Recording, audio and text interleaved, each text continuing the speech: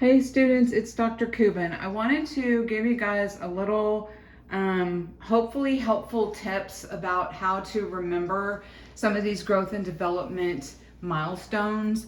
I know that you have the growth and development chart to study from, but I realize that sometimes that can be a little bit overwhelming, and a lot of times students try to memorize that whole chart, which honestly is not the best method for trying to remember that stuff, because that's a lot of stuff to memorize, and B, it's overwhelming, and it's really not really the best way to go about trying to learn that information.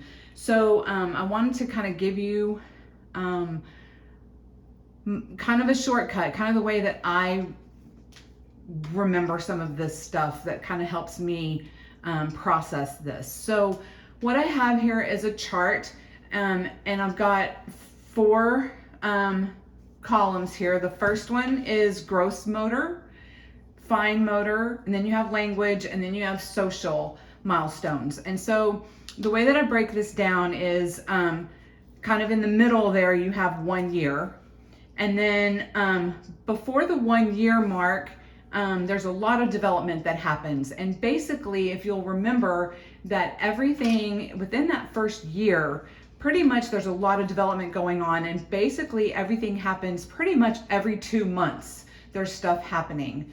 And then after that, everything kind of happens in 1 year increments. And so it's easy to kind of remember that. And then what I do is I remember some kind of key milestones that happen in each of these areas, and then I kind of work my way through progression to what happens before and or after those key milestones, rather than trying to memorize all of the milestones together. If you remember, when we develop from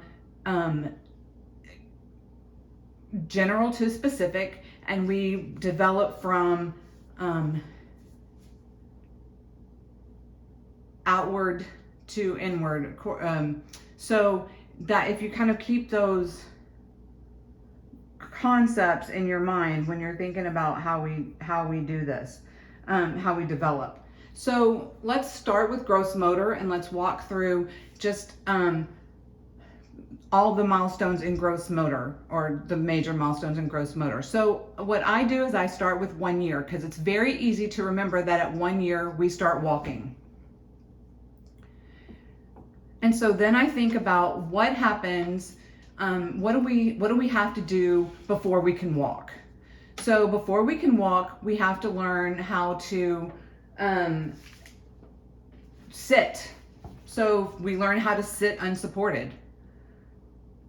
Before we can sit unsupported, we have to learn how to sit supported, or sit tripod. And before we can sit tripod, we have to learn how to roll over and have some head support.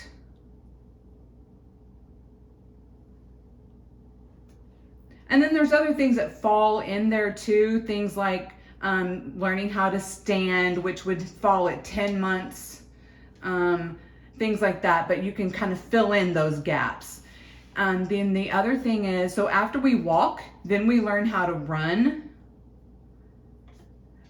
We learn how to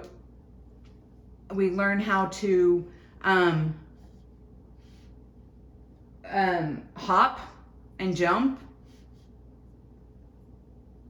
and we learn how to skip.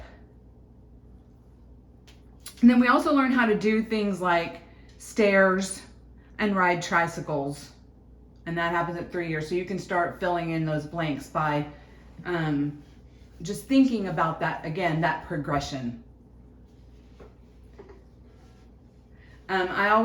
It's very easy for me to remember tricycle, because tri is 3, and that corresponds with 3 years we ride tricycles.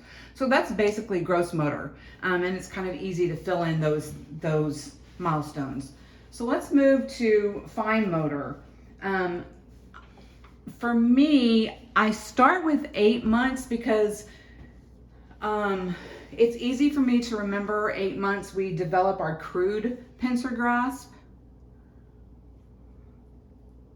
that's just a milestone that has always stuck in my head, so I can remember that one.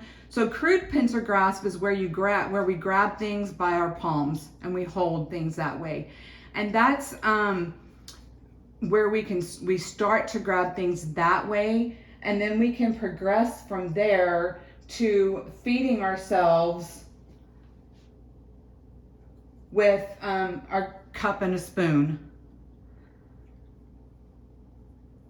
So by 1 year, we're able to hold a cup and a spoon with our fine pincer grasp. The other thing that I also find very easy to remember is that we start building towers with cubes, and that milestone is a multiple of 3. So we start at 2 years of age by building towers and cubes in multiples of 3. So we can build a tower of 6 cubes by 2, 6 cubes. And then we can build a tower of 9 cubes. No, 9 cubes at 3. Oh, yeah, sorry. At 9 cubes at 3 and 6 cubes at 2. Yeah, because it's multiples of 3. The other thing is, again, these are really easy to remember because it corresponds with the age. So those are multiples of 3 at 2 and 3, and then at 4 we can draw a body with 4 body parts at 4 years of age.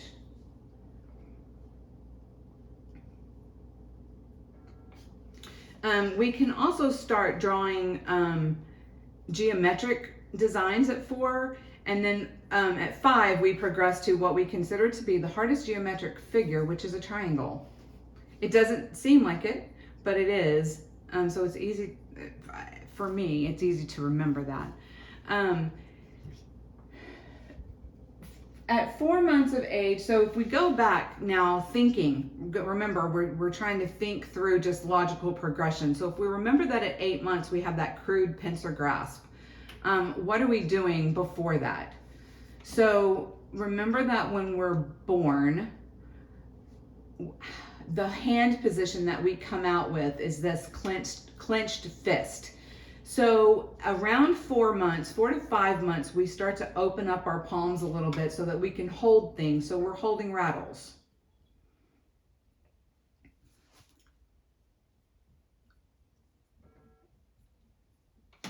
And then we start to hold other objects, so we can start to drop that object and pick up other objects.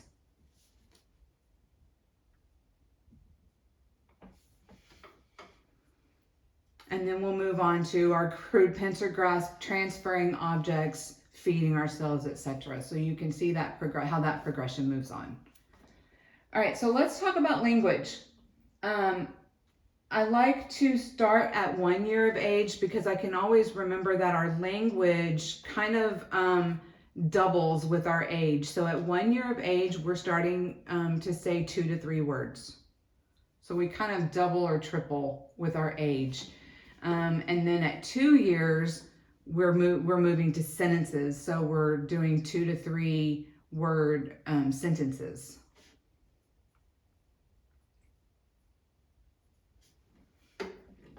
So before that, also pretty easy. We know that at 4 months, we're pretty much just like cooing. We're making just cooing sounds, or crying is our main methods of language. At 6 months, we're saying just monosyllable sounds. And at 8 months, we're doing bisyllable sounds. So that would be your mama, your dada.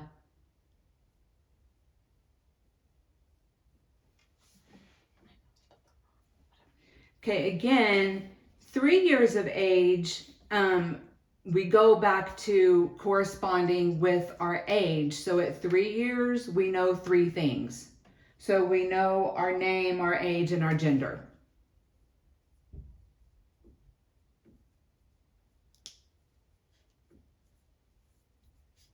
We can also do 3-part commands. So like,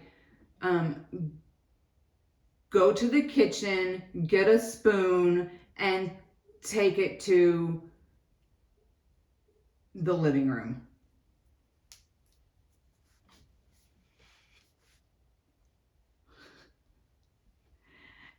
And then at 4 years of age, so remember that at 4 years, we are in the preschool stage, and our preschoolers are very much into fantasy, imagination. They're very creative, right? So at 4 years, we are into stories, big storytelling. That looks like strong. Oh, it's all right. And then by 5 years of age, right when we're hitting preschool, we know our colors, we know proper grammar, we know proper tense. So we're able to talk about past, present, future. We know proper grammar, all of that kind of stuff by 5. All right, social. There's not a lot to talk about in social development, but let's talk about some key things that we do need to know. Let's talk about, I start with 6 months because it's very easy for me to remember stranger anxiety. And stranger anxiety develops at 6 months. So it develops at 6 months, but it peaks at 8 months. So stranger anxiety, 6 and 8 months, stranger anxiety is, those are, I remember it at both of those months because it peaks at 8 months, but it starts at 6 months. 4 months, I also like to remember that this is the age where they actually recognize their mother or their primary caregiver.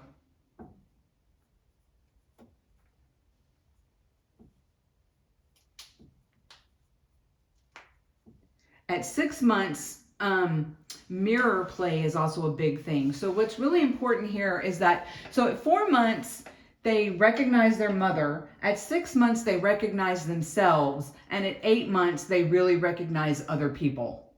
So if you kind of can remember that.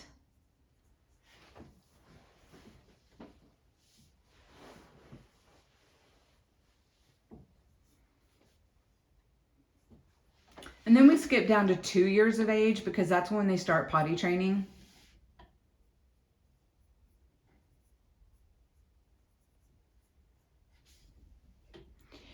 And then, so by 1 year of age, they're able to start using their hands to communicate. So they start waving bye-bye.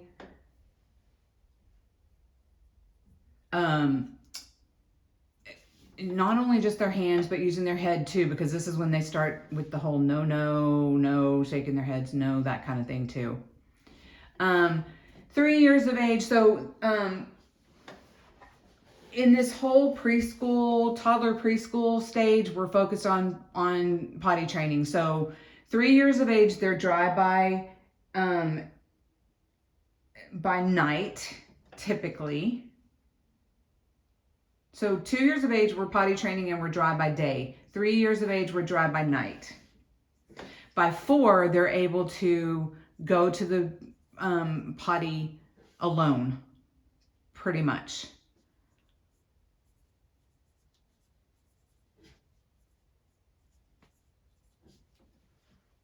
And then by 5, they're able to dress themselves alone.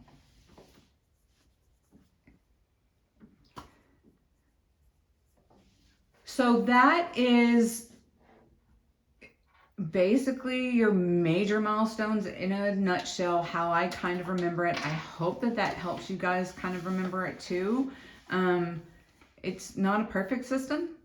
There's still some memorization there, but I hope it helps you kind of think through the process, and I hope that it will help you get a better grasp on growth and development.